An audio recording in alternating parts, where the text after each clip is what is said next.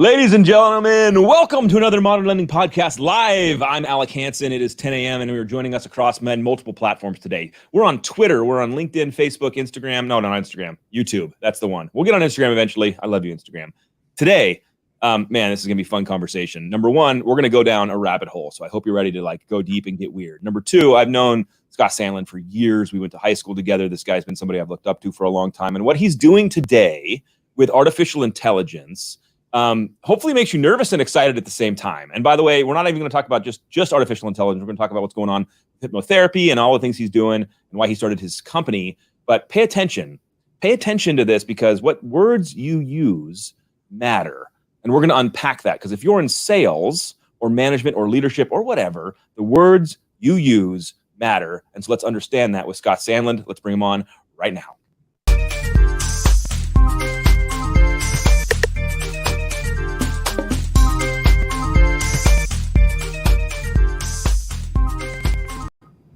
What's up, dude? How are you, man? I'm so good, man. This is gonna be a blast, because many people don't know our relationship. Right. And so I want to set the stage here really quick for everybody to really understand, how you and I, kind of grew up together. But first, you saved me from grinding my teeth. That's me. Yeah. You actually stopped me from grinding my teeth. And this is the funny story as we open this up. And then I want you to share your background and all this fun stuff. Because when I met you professionally, obviously I knew you growing up and all that stuff, because you were water polo and you had that killer body and you were just shredded. Thanks for saying so. Thanks for saying that in the past tense, by the way. That felt good. Yeah. Well, I mean, we're a little older now. Our buddy Kevin Kramer was like, I was joking about him grinding my teeth, and he's like, hey, Scott's a hypnotherapist. And I was like, what do you mean? And I'm like, he's in the circus? He's the guy that you sit down and he makes you dance at the fair. He's like, no, he seriously does this. And you should see him, because I was grinding through full on football mouth guards and 3 sessions with you, dude. Yep. Three sessions, and I don't grind my teeth anymore. So from that story, who are you, Scott? What are you doing? We can leave it there. And everyone use Loan Depot and don't grind your teeth and wash your hands, right? So yeah, I'm, Alec and I have known each other. We've known each other, 25 years more? Yeah. More? Yeah. But yeah, so 20 something years ago, I was the world's youngest hypnotherapist. And I was a water polo player, like you said. I was in a car accident where I ended up on pavement, which destroyed my shoulders. My shoes flew off, all really bad stuff. And I found out that night, by the way, I was with Randy when that happened. Of course I was. Yes. And my shoes, I found out that night that opiates don't really work on me. They help a little bit, but my tolerance for getting wasted is way different than my tolerance for getting pain relief. So the amount I would have to take in order to have any kind of sustained help was terrible. So long story short, I tried everything and totally skeptical. Last ditch effort, I tried hypnosis and it worked better than everything else combined. So I'm a skeptical dude, but if it works, it works. And so I was a water polo player in college. So all my friends were athletes. Everybody had chronic pain. And I just started doing the hypnosis that the woman was doing for me, for my shoulders, on my friends. And it kind of worked. And I was like, oh, this is cool. I'm helping people. And the rest is history. I started doing it in drug rehab centers, started doing it with professional athletes, started doing it with in dental offices for oral surgery when people are allergic to anesthesia. They would use me, things like that. Well, so I really want to talk about that for 2 minutes before we get into what you're doing with AI and all this crazy stuff. But it blew my mind a little bit when you're talking about using hypnotherapy, because people in oral surgeries, when they couldn't take pain medication, right? And all of a sudden through hypnotherapy, they could tolerate it. I mean, what is that like? So here's what's crazy is that is really old school stuff. Before the discovery of ether and things like that, that's what was being done. In India, thousands of years ago, they were using meditation and hypnosis stuff for dental procedures and things like that all the time. But what it's like when someone's getting a medical procedure, I've done skull surgeries with people where they're it's really stressful. I don't enjoy it. It's everyone involved is they're used to having the anesthesiologist tell them what to like when everything's and you're walking in and like, hey, yeah, guys. it's just like me, like with my hands in my pockets, and they're like, they'll look at you the first couple times like, so now, really now, and I was like, yeah, no. How do you know? It's my job. Like, so I've done all that, and so words matter to me. Kind of getting to like, Well, that was weird. Did I lose audio? what was that? I don't know. Somebody like joined our call. I don't know.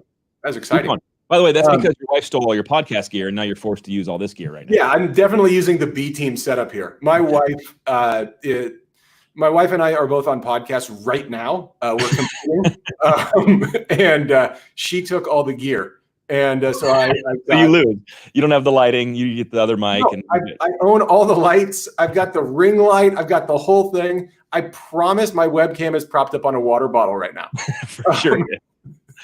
All right, so years of hypnotherapy. You've led conferences. You're on podcasts, and all this stuff, and then you decide to start a company. What's going on with that?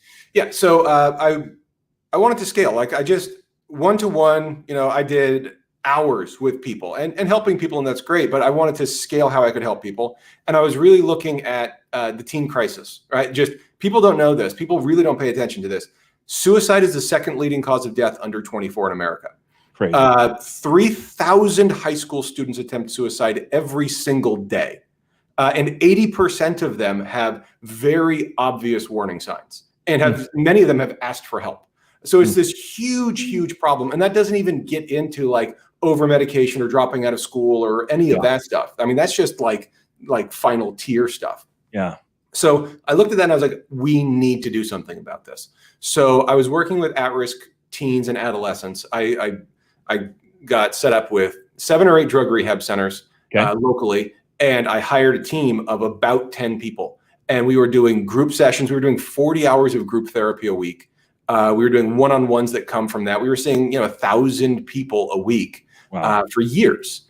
And about 2 years into doing that as the executive director of the clinic, I realized we were still chasing everything, and we were still getting there too late. And a good friend of mine who I've known for a long time, he's a neurolinguist and sociologist. He and I were just having lunch, and a school shooting had happened, and we saw it on the TV. And he's like, what's crazy is every time there's a school shooting, kids grab their phones because they know their phones are more powerful than they are. And I was like, that to me was, okay, I need to stop trying to scale with humans, and I need to scale with phones because kids trust phones and they don't trust adults. And so they will tell their secrets to a phone. So by the way, that's almost true of like adults these days, because I joke about this all the time. Like, we don't go to local professionals or referral partners anymore and ask for questions. We go to our phones. Yes. And we look stuff up.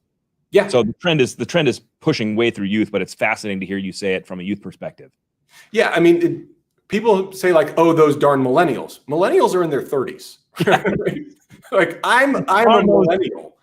Paying taxes, millennials. Yeah. These damn millennials worrying about their parents. Anyway, so like, as soon as I heard that, I was like, okay, I need to figure this out. And I've always been like a tech nerd. Yeah. And so I just started reading it and learning and figuring out how artificial intelligence works, how natural language processing works. And I saw this real opportunity where the people who are building, like the reason chatbots suck, and chatbots are pretty terrible. They're widely used. Yeah, they're widely used because they're easy and they're cost efficient. But one of the main reasons they're so terrible and frustrating because they're basically a frequently asked questions interface.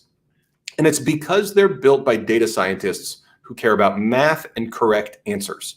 And the thought leaders in that industry talk about openly their goal to have complete, accurate responses, which is the opposite of effective communication. And I saw that. Well, before you say, like, why? Unpack that. You can't just like leave that out there. Okay, why is accurate responses the opposite of effective communication? Because effective communication is about messaging. It's about knowing what to say for the audience. Yes. It's about being able to feel the room. Yes. The cliche is that show Big Bang Theory, where the main character has Asperger's, and so he's always accurate and complete. But that's really frustrating to interact with. And the point of the show is that it's frustrating to interact with. And if you get rid of the laugh track, it's somewhere between annoying and sad. And painful. Yeah, I was gonna say. Yeah. And that is the prototype data scientist. Okay. And that is the prototype, like the guys who, by the way, are way smarter than I am, like the Lex Friedmans and the Richard Sozers and like these guys out of MIT and Stanford who are brilliant, hardworking, talented people that are better than me in most categories in life are wrong about this. And I just saw it like Moneyball, where there was like this opportunity where everyone was going in this direction and they just didn't see this. And I was like, oh, if I can build a robot that like cares more about empathy, that's what matters. And empathy is about genuinely caring about the other person's situation. So the difference between sympathy and empathy is you're having a bad day, that sucks. Empathy is you're having a bad day, how can I help? Yeah, the desire to improve the situation. So you have this desire to help teens. The teen suicide's up here. It's a tragedy. Now they're on their phones. You're realizing, hey, there's a connection here. Yeah. How do we bridge this? Maybe AI is a solution to start talking to these teens. Yeah. But so how does that turn into what you have today? Yeah. So I started building it, started learning, and I realized AI, when you're building it, it's not very good at first. And it just gets better and better and better. And so I was like, oh, where I don't want to learn is in the teen crisis hotline, right? Like suicide hotline is not the place to get a C-. And so I was like, okay, I need to find a place where I can prove this works, keep refining my models, keep refining my data, and make funding happen. And I was like, oh, that's sales. Sales, there's a winner. Like you can see if the conversation works, and there's money in it. So we built everything to be influential sales, high value conversations so that we can go save lives. Well, and that's where we started talking about this, interestingly enough. And I remember it over whatever cocktails it was. Yep. But this concept of a listening AI that can pay attention to the word choices being used, and that they could come back around and deliver real-time results of like how to best communicate with somebody. I mean, I really want you to break it down, because when I posted this, some of you guys saw the article I posted. Thank you for sharing it. Yeah. But there's a Zoom plugin you're leveraging where these calls are being transcribed, and then the plugin's reading it and then coming back. It's almost feels a little creepy. Oh yeah. It could definitely go like somewhere down the Black Mirror. Like there's, I think, 2 episodes of Black Mirror that are about my company. It's super creepy. So just like in layman's term, like break down what it does. Where's it positioned? Like give everybody the core of this thing. Words are a behavior. The way you speak about things is an external set of data points, right? Like the way Google pays attention to what you search for, good salespeople pay attention to what you say. So a lazy example is, I want to buy a car, I need to buy a car, I will buy a car. The difference between want, will, and need is a hierarchy of commitment. Or I'll try to stop by means I'm not coming. And so, right? For sure. And so there's like all these different things that as humans, we just know, like we just understand that. Yeah. And state of the art right now in the industry is a thing called sentiment analysis, which is like 4th grade reading level. Did they like it or not? And what we're talking about is what humans can do, not what 4th graders can do. What like a good salesperson can do is like read the room and like feel their audience out and say, okay, this person is this type of guy. And I can tell by what he's saying that he's going to value just bottom line results. And I'm not going to give him details and bore him to death.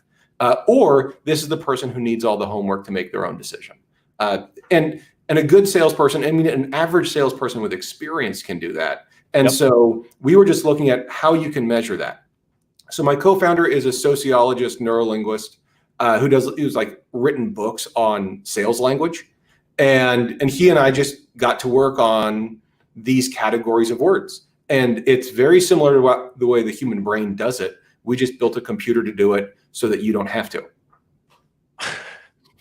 But this is like, it's so I love what you said, and I want to unpack it before, like a little further, because there's been tons of books, articles, thought leadership on how to read somebody in order to understand how to speak to them so that they can hear you. Yep. And so often, like a novice salesperson won't take the time to pay attention to that stuff while they're just spitting at somebody.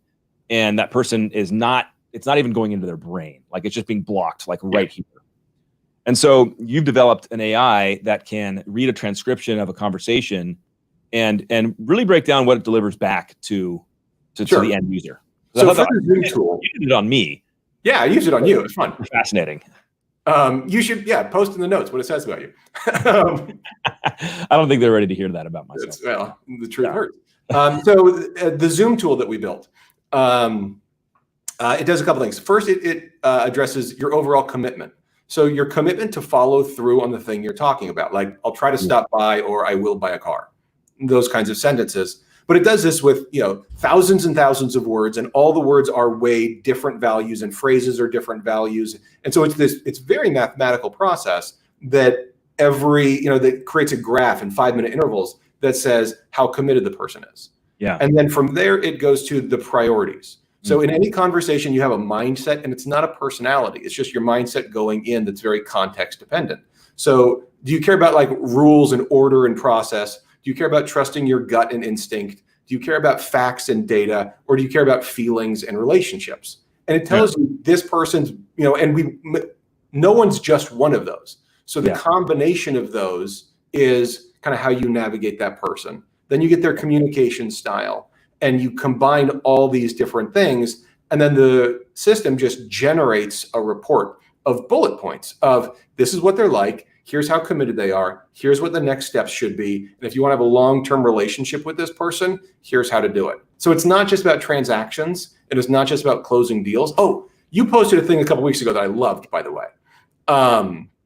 It was about like customer for life and like loyalty past the sale. So they'll always call you back. And like you worked all this to have this relationship with this person. Like I read that you posted on LinkedIn, and I was like, that's exactly it. Like, we're in a world now where lifetime value of a customer is everything because it's so easy to reconnect. Yeah. So that's what we built. We built a system that's optimizing for lifetime value of a relationship. And what's the stat you said to me? Like how many people are using this right now on a regular basis or accessing it? We're adding like 5,000 users a week right now. We're processing over an hour of conversations every minute. And all our stuff's HIPAA compliant, right? Because of my background, everything's all HIPAA compliant, and privacy is like number one, and no humans ever listening to the calls, and we don't even get a recording of the call. So all that's safe. Yeah, I'm sure there's somebody out there who's like, oh, he's listening in on my calls, and it's like, no, but this is what's fascinating to me, and I think you're on the tip of the spear of something that's going to become more and more prevalent is this AI assistant / kind of concept where some AI is helping you as a salesperson or professional do your job by giving you information so that you can sift through it and understand where to go from there. Yes. Yeah. The idea of augmentation is, I think, the story of the next 5 or 10 years. Like I'm just sitting here like with my head spinning, and this was even spinning before we got on this podcast, which is like, man, can I imagine a world where all of my salespeople, even my direct to consumer partners who are over there on the phones all day doing 6 hours of talk time right now a day, talking to customers, getting fed back a report saying, hey, when you talk to Susie, she's in, she wants this loan. Like there's all symptoms point to go. And this is the language you should use to talk back to her. This is what she cares about. This is what she's interested in. Here's the word choices. And all of a sudden the conversion of that loan officer goes up exponentially because they come back in the same way that customer wants to be communicated with. Yeah. Early data says we're not like 26%. We're looking at like a 26% increase in conversion so far. Just by giving them helpful information about how to talk to people. Yeah. Just because all we're doing is we're taking the middle people, like we're not telling anyone how to do their job. We're just giving them a playbook and like a head start on, hey, this is one of those people who's like this. This is one of those people who's like that. And you go, oh, okay, I know what to do about that. Thanks. I wouldn't have known that because I was so busy paying attention to my pitch. Right. So we just help them pay attention to their customer. Just help them pay attention to people. So let's go a layer deeper here, Scott. Talk about what it's actually listening for. Okay. Talk about let's just talk about it like that you were going to train someone to actually listen like your AI listens. Sure. How are you going to coach them? What are you going to tell them to listen for, take notes on? Break it down. Okay, so an easy one is the word but. And everyone knows like try and but are two words that are like very like linguistics 101 kind of stuff. And so a great sentence in real estate sales, so it's similar to loans, is I really like this house, but the kitchen is too small. Yep. So the first half of that sentence is, hey, I really like this house. Yep. And now the second half negates the first half. So the good thing was just undone by the second thing. So if you can just take that sentence and flip it on the but. So this is what my co-founder, Dan Paris, he created this. It's called the butt flip. And so he goes, a very professional term. So all he does is take the whole sentence and pivot it on the word but. So he goes, so you're saying the kitchen's too small, but you really like this house. Mm-hmm. And so that simple thing. So you're looking for words that are connected to strategy. I really do see conversations very much like a chess match. Not that there's a winner and a loser, but there's a board and we both take turns moving pieces. And sometimes one piece keeps us going in a direction, and sometimes a move changes the landscape of what's happening and what we should all do. And by the way, before you go any deeper on that, you have to go back to your previous point. Most salespeople aren't even listening to the chess piece moves. Right. They're already thinking of the next thing they're going to say while the other person's talking to them. Yeah. And if they would just slow down and pay attention, they might have a chance to actually move the conversation in a different direction. Yeah. One of the things that I've noticed lately is that talking is at an all-time high and listening is super valuable. Like the supply and demand of listening is better than ever. Everybody wants to feel heard. Everybody likes to talk and wait to talk. And the more you can prove that you're paying attention, the more the person likes you and respects you. And so all we're doing is giving a tool that makes it easier for you to know what to listen for. What other things is the AI listening to? You said try. Try, but I mean, tens of thousands of words. But an example is when a person's talking about what we call softening or hedging. So I just, or maybe, or might, those words are really interesting because when you correlate those with low commitment and high logic, that's a person backing away. Yeah. But when you correlate those words with high commitment, that's a person negotiating. And so they're trying to like mask their commitment level by throwing in like just here and there. So there's a signal to noise game where you have to figure out which things matter in which categories. And that's why you use an AI. Yeah. Otherwise you're sitting there fumbling around going, are they just negotiating or are they just saying they're going to try my birthday party? And we all know. You're tallying on a whiteboard next to yourself. And yeah. So that's what the AI does is it just tallies for you in a couple dozen categories. It tallies thousands and thousands of words, but some words get 5 tallies and some words get 1 tally. And so it knows what the ultimate math problem is.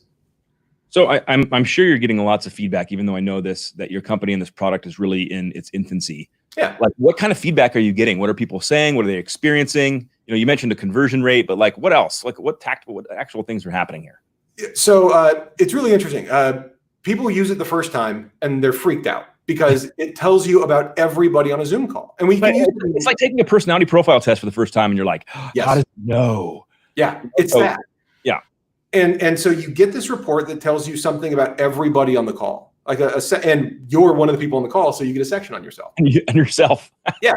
And so you're like, how does this thing know who I am? Yeah. Like it's very personal. Yes. And then so like my wife is using this tool with her business stuff. And so she's on Zoom calls and she gets these reports and we'll be talking about it at dinner and she's like, I saw new stuff on the report today because it creates new reports every time. It's dynamic. It generates like 20 billion variations.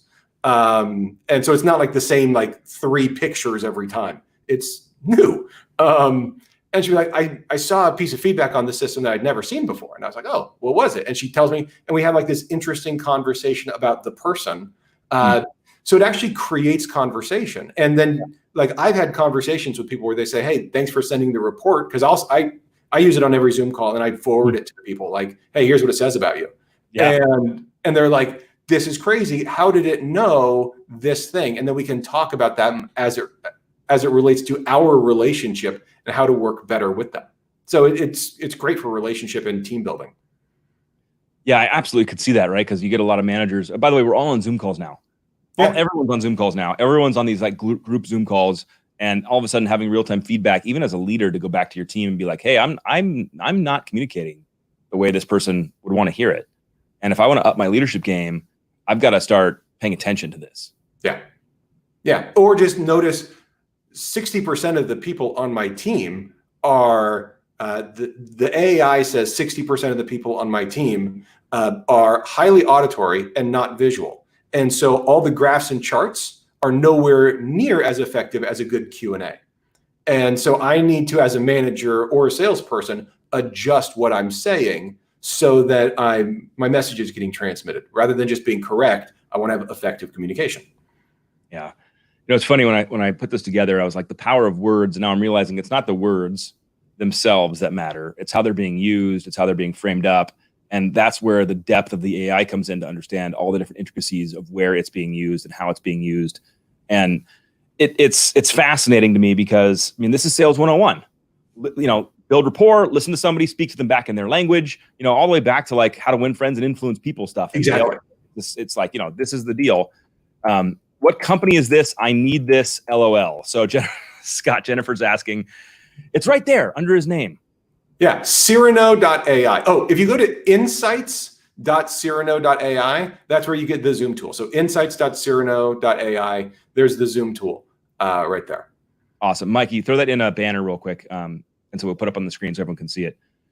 So Scott, why? Let's go back again because now we're 26 minutes in. By the way, if you're viewing this right now, first of all, drop in where you're viewing this from. It's always fun for me to understand like who's viewing from where. I love that. And if you're watching this in the future, hit #bypass because I always get a little smile when somebody pauses their day to watch an episode of this stuff and engage. But I think this stuff is that right there? Insights. Yep. That's perfect. Go there. You can check out what the product is, how it ties into Zoom. But I think that the future of our business and sales is to understand what our customers want. Yeah. And you're clearly doing that with a powerful tool about language. Keep it up there, Mike. We got another comment too. I'd like to see who's jumping in. We got Boston. Nice. So where does this go, Scott? Like where does this go? So we're plugging into CRMs right now. We're figuring that out. We want to get on Microsoft Teams, hopefully in 2021, like Q1 2021, we want to be in Teams. We want to be in enterprise. Honestly, the only reason I care about doing that and going at scale, and my COO sold his Salesforce company and is now working with us. So he's great at like enterprise, CRM, like all that stuff. And I'm looking at, okay, how can I get this tool? Because it works real time in text, like chat and text message. I was like, how can I real time immediately, as soon as possible, get this into team crisis hotline, veterans affairs, like those high value conversations? Like that's really my focus. Now that we've got 10,000 users, I can start pointing my efforts there because it's going to take time while the rest of my team focuses on the enterprise and scale of that sort of stuff. Yeah, dude, I love where your heart's at on that. That's just it's always fun to see like you're not in here necessarily to make $1 quadrillion, selling AI to help a salesperson close alone faster. The Sure. end game is to get this kind of tech in front of kids on their phones who are struggling and have a place they can talk to without this, adult figure or scare, Yeah, there's no judgment, there's no data mining. The thing this is my office. This is my therapy office that I'm in right now. Like I've spent tens of thousands of hours sitting across from a person who needs help. Like that's been my career for 20 years. So I know what it's like to have all the things that get in the way of listening, even with best intention. So like my memories, my feelings, my random associations, my thoughts and predictions, my bias, all those things I have to effort-wise try to remove to focus on the person in front of me.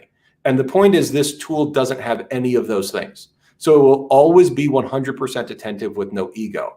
And I think that for people who need help is huge. And every one of us has like had someone listen when we needed someone to listen. And we didn't care what they said. We just needed them to reflect back to us. I hear you, and it's things like this that you're saying.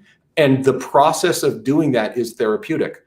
Yeah. And that is a thing that we can give to people who either socioeconomic wise or logistics wise, or for a whole bunch of other reasons, don't have access to help. We can provide that 24 hours a day for basically nothing. That's so cool, bro. Yeah. That's so cool. And at the same time, by the way, this technology is so cool. So we have a couple little late joiners and we're tailing down. So I want you to do this, Scott. I want you to go back a little bit and go, okay, Here's what, your elevator pitch for what your company does. What's the elevator pitch? The elevator pitch is we've built an artificial empathy engine that helps people be more effective in high value conversations. And I just look at the future of this tech, guys. And if you haven't played around with it, you can see the banner down there to get it on your own Zoom. Jump on a Zoom call with your friends, jump on a Zoom call with your parents or your team, and watch this run in the background and watch what happens when the report comes out. Because when you did it to me, it was amazing. And all of a sudden I realized like, yeah, this is right. Like if in the next call, Scott starts talking to me in these languages and these choices and these kind of, this is what matters to me. I'm going to be more connected. I'm going to be more interested in buying what you're selling. And, the power of words matter, man. Totally do. The expression is not what you say, it's how you say it. That's true. And so it's a fun thing to be working on. There's a bunch of challenges. And the biggest challenge we have right now is people not believing that it's real. They're like, this can't be true. But that, I mean, maybe from like we're talking and somebody could be watching this being like, this is bullshit. Like, of course. The AI is going to read my words and tell me what, but then when they get a report and they're like, oh yeah, that's 100% right. Like, that's how I like to be talked to. Talk to me like that. Think about what Amazon and Google are doing when they say people who purchased this tend to like those things. And you're like, oh, you're right. I like easy things like, oh, I bought diapers, therefore we're going to show other baby related things to you, right? But some of them are weirdly connected, and it's because of like 3 things you purchased combined to make an interesting output. And we all trust Amazon to do that. We all trust Waze and Google to reroute our traffic. Yeah. We do these things constantly, even like in neighborhoods we know. Yeah. And so all of a sudden in conversation, we're like, oh, not that one. Yeah, that one. Because every word is a data point, and there's more data here than there is in Amazon.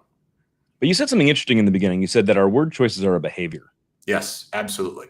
So unpack, go a little bit deeper on that. What do you mean by that? Why are so they? Go back to your Dale Carnegie thing, right? Yep. People like people that are like themselves. And your social circle has a way of speaking. You guys talk in a certain way, and not just slang, actual diction. You guys fit, and your communication styles overlap well and complement each other well. And people who have very different ways of speaking, and I'm not just talking about slang or like regional dialects or anything like that.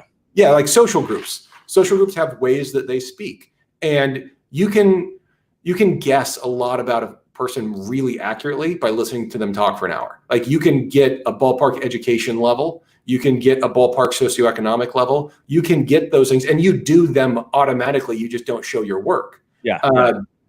You're doing this subconsciously all the time.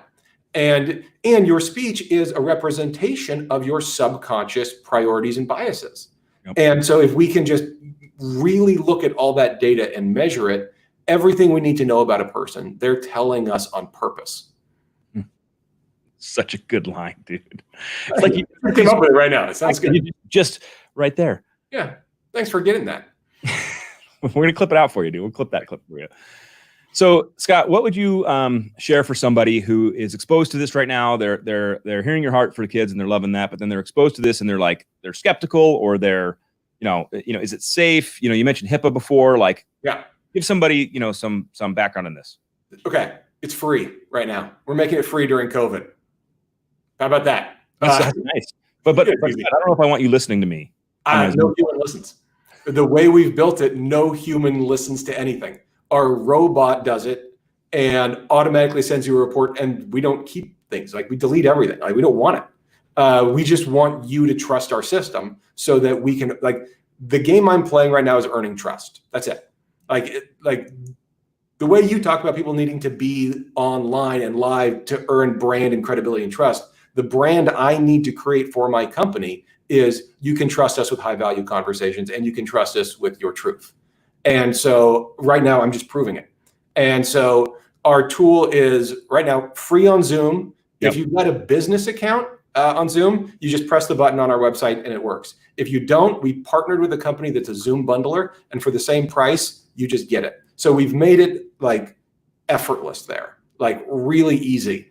And the free version, you get like 5 calls a week for free. And if you like it, you upgrade to more. And it only works in Zoom when the recording feature is on. And we did that for Right. everyone's privacy. So if you don't want a call to be transcribed by our system, turn off recording. If you want the call to be transcribed, turn on recording. And that's it. So you can opt in and out of every single call.